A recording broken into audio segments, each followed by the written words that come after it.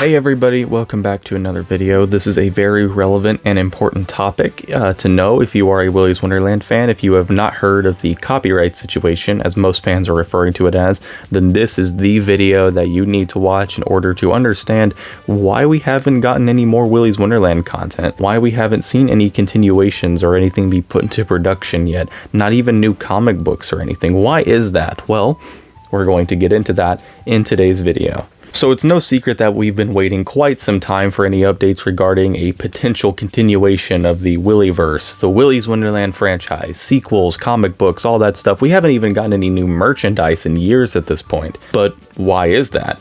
Well, first, I can tell you it's not from a lack of trying on the creator's part, because the creator of Willy's Wonderland, Geo Parsons, along with the director of the movie, Kevin Lewis, have both expressed a lot of interest in continuing the story of Willy's Wonderland. Not because they're going to get any money out of it, again, considering that Willy's Wonderland bombed at the box office, but simply because they know that for the small cult fan base, including I and you, if you're watching this most likely, are interested in seeing this franchise continue, and they want to give that to us. So what is the holdup? The creators, including practically everybody involved with the original production of the movie, has went on record saying that they are 100% invested and interested in continuing the series as well. Cast and crew, cameramen, producers, they all want to return to do another Willy's Wonderland or something in the same universe involving the janitor and Liv's crazy adventures. Geo Parsons and Kevin Lewis both have discussed specific plans and story ideas and pitches that they've made to Nicolas Cage, and allegedly, according to both of them, Nicolas Cage is fully on board for doing another Willy's Wonderland. 4, in fact. They pitched a 4-movie deal, apparently.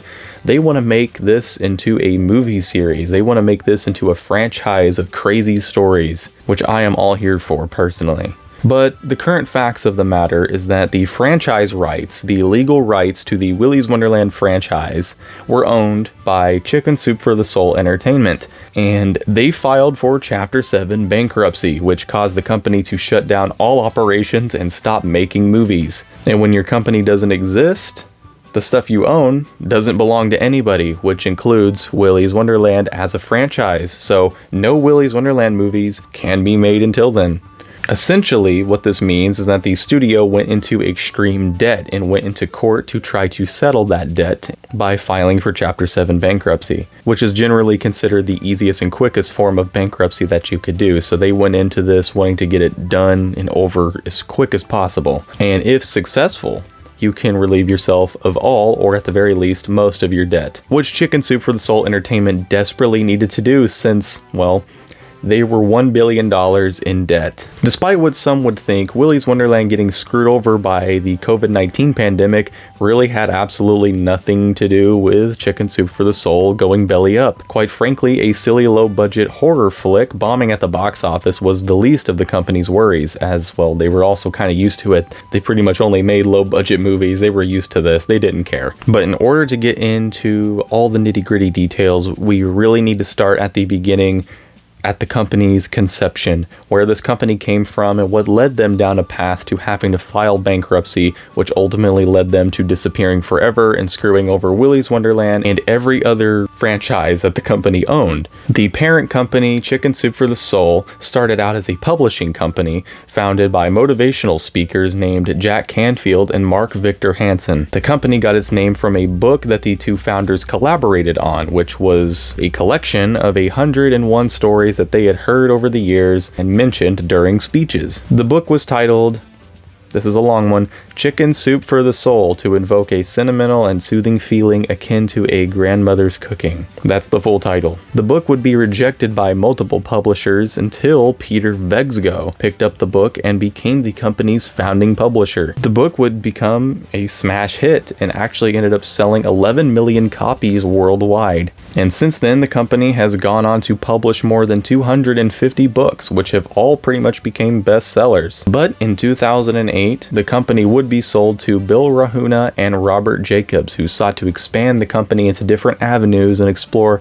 different mediums and explore different products and things of that sort, which included dog food for whatever reason. Apparently the company made dog food for a while, so if Chicken Soup for the Soul as a company, if that sounds familiar outside of Willys, it's because you might have seen them on store shelves selling dog or cat food. But most importantly, the company would try to enter the world of entertainment in 2017, at least film and TV entertainment, I should say. Books are still a medium of entertainment, so I'm sure dog food's entertaining to dogs. In November of that same year, the company would acquire Screen Media Ventures LLC. Screen Media Ventures is an independent television and film distribution company, which of course used to distribute films produced by Chicken Soup, like Willy's Wonderland later in 2021. But here's where the problems start to arise. As mentioned in July 2024, according to multiple articles I was able to find regarding this, a judge ordered Chicken Soup for the Soul Entertainment to file Chapter 7 bankruptcy, as you learned earlier.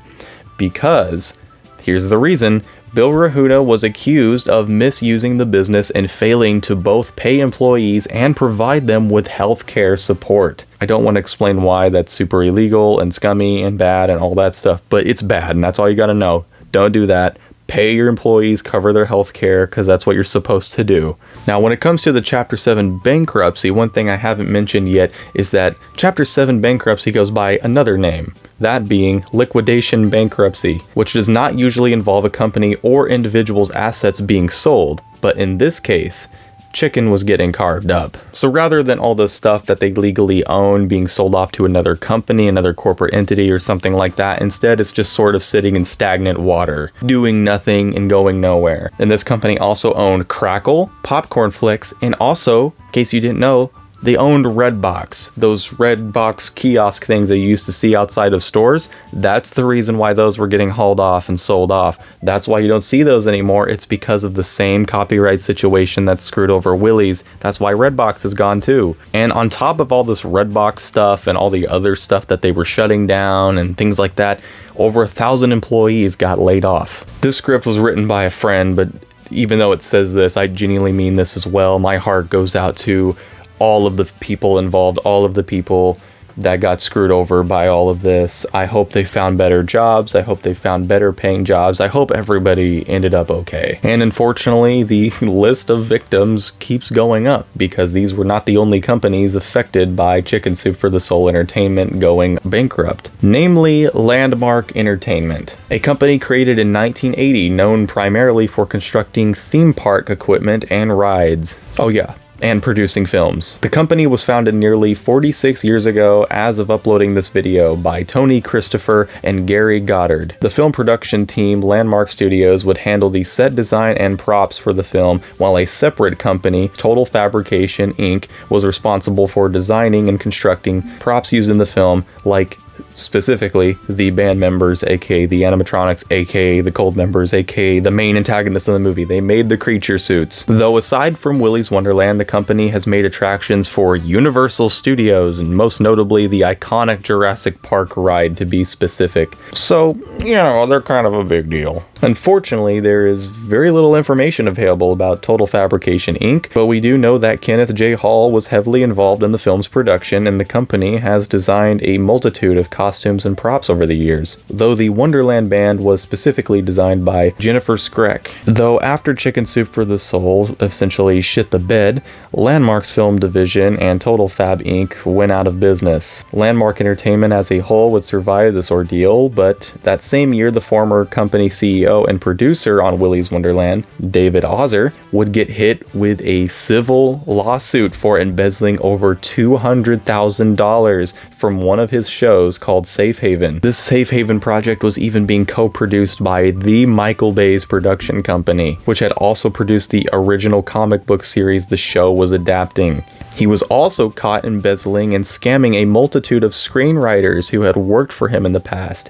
He is now a convicted felon and serving an 18-month sentence, which ends this year as of uploading this video in 2026. It genuinely cannot be this hard to treat your staff and coworkers with basic human decency. Genuinely, we already got a few people on the list now that have totally screwed over their employees, and somehow this is all connected to Willy's Wonderland. That's crazy. There's so much lore for this movie. Thankfully, Landmark Entertainment is under new management, and as far as we know, Kenneth J. Hall never mistreated his employees, unless something comes to light later on. So with all of that said, let's finally answer the question of what happened to the Willy's Wonderland IP, the franchise rights.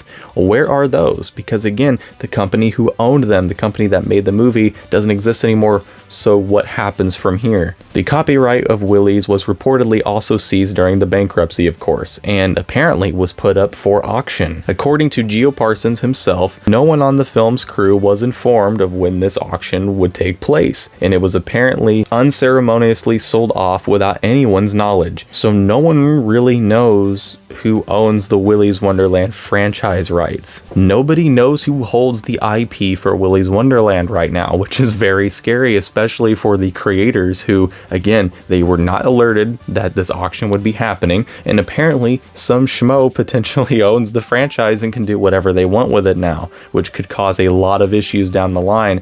And if that person decides to continue the Willy's franchise themselves, that can create a lot of creative conflict with the original creators. We might not get the sequel that we wanted to see. It should also be noted that the creature suits were also auctioned off as a direct byproduct of this bankruptcy. So if you remember not that long back on Facebook Marketplace and more notably eBay.com, the creature suits, the animatronics from the movie, the screen used suits, they only made one of each character. Those suits were auctioned off on eBay of all places, which, you know, most props like this would go on professional auction sites made just for movie props, but in this case they just showed up on eBay randomly one day.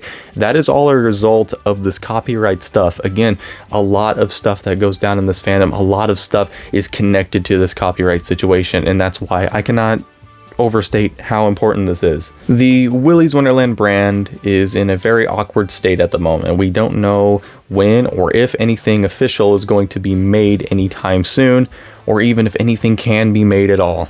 The creators are doing all that they can to continue this franchise, and once there's an update involving the future of it, they will let us know, and you will also hear about that here as well. I will definitely do a video if there's some significant news coming out about Willy's, as I always do, so definitely subscribe if you want to see more of that stuff. In the description there will be a link to the biggest and most popular, most active Willy's Wonderland community on the internet right now as of 2026, the Willycord, the Willy's Wonderland Discord server. Go check that out, link in the description. Go check out r/Willy's Wonderland. We finally got that back up, and I'm now co-owning that with Glitch Entertainment, who is a fandom OG. And also huge thanks to Klebo or Frogmaster on Discord for writing the script for this video, amongst other videos that I will be releasing in the future. In the meantime, be patient. We'll get Willy stuff eventually. We don't have to hound the creators about it. They will let us know. So we just need to be patient and be thankful that we got Willy's Wonderland to begin with. Let's be happy with the content that we have, with the merchandise that we have. And if you're interested in seeing a sequel, we'll wait and see. And when that time comes, we'll all rise up and this channel will be booming, the Discord will be booming, the Reddit will be full, and everyone's going to be hyped again, and it's going to be super fun. But in the meantime, we got to be patient. So I'm going to leave it off here, but thank you all for watching. Huge thanks to Klebo once again, and I will see you all in the next video.